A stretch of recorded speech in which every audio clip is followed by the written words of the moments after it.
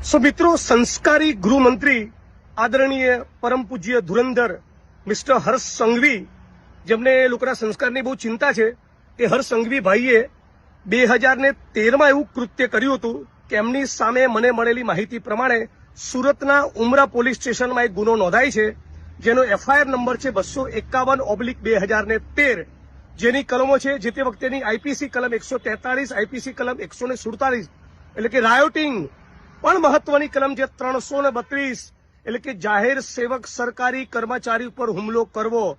જી હા, ગુજરાતના નાયબ મુખ્યમંત્રી હોમ મિનિસ્ટર હર્ષ સંઘવી ઉપર 2013માં સુરતના ઉમરા પોલીસ સ્ટેશનમાં એફઆઈઆર નંબર 251/2013 દરમિયાન આ કલમ 332 હેઠળ એક સરકારી કર્મચારી પર હુમલો કરવાનો ગુનો નોંધાયેલો.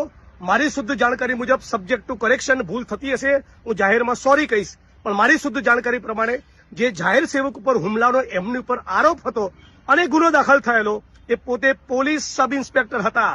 ગુજરાતમાં ભારતીય જનતા પાર્ટીના માણસો જે પોલીસના મિત્રોને મારી સામે ઉશ્કેરી રહ્યા છે, એ લોકો જાણે કે હર્ષ સંઘવી કેટલા સંસ્કારી છે, એમના સંસ્કાર કેટલા ઉજળા છે કે જાહેર સેવક પોલીસ કર્મીની ઉપર હુમલો કરવાનો આઈપીસીની કલમ 332 મુજબ એમની સામે ઉમરા પોલીસ સ્ટેશનમાં જે તે વખતે ગુનો દાખલ થયેલો.